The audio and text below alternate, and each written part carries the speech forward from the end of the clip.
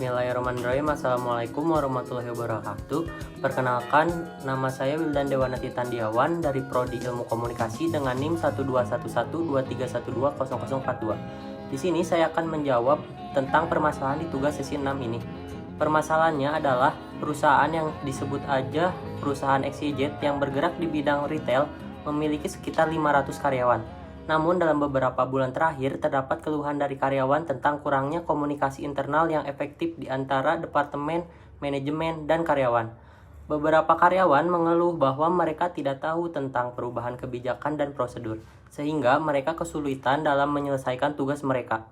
Selain itu, beberapa karyawan juga merasa tidak pernah dihargai karena kinerja mereka, dan merasa bahwa tidak ada sistem yang jelas untuk memberikan penghargaan atau pengakuan. Sebelum saya menjawab permasalahan tersebut, kita cari tahu dulu apa sih komunikasi itu. Komunikasi sendiri menurut Harold Laswell adalah proses penyampaian pesan oleh komunikator kepada komunikan melalui media yang menimbulkan efek tertentu. Sedangkan organisasi menurut Stephen P. Robin adalah sebuah kesatuan atau entiti sosial yang dikoordinasikan secara sadar dengan sebuah batasan yang relatif dapat diidentifikasikan dan bekerja secara terus-menerus untuk mencapai tujuan bersama atau sekelompok tujuan. Dan menurut Goldhaber, komunikasi organisasi adalah proses menciptakan dan saling menukar pesan dalam suatu jaringan hubungan yang saling bergantung satu sama lain untuk mengatasi lingkungan yang tidak pasti atau selalu berubah-ubah. Permasalahan yang pertama itu yaitu identifikasi masalah komunikasi internal yang terjadi di perusahaan XYZ.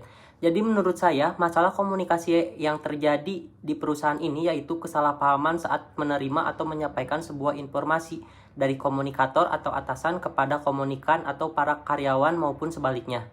Lalu permasalahan yang kedua itu rancang rencana untuk meningkatkan komunikasi internal di perusahaan XYZ. Menurut saya, yaitu memulai dengan menjalin suatu hubungan komunikasi yang baik antar para pekerja perusahaan, baik itu di divisi manajemen, departemen, dan karyawan, sehingga informasi yang diberikan saat berkomunikasi menjadi beraturan atau jelas, tidak adanya kesalahpahaman. Jadi, dengan kita menjalin hubungan yang lebih baik, maka komunikasi yang terjadi bisa berjalan sesuai dengan apa yang kita harapkan. Selanjutnya, permasalahan yang ketiga itu berikan rekomendasi untuk meningkatkan sistem penghargaan dan pengakuan karyawan di perusahaan XYZ.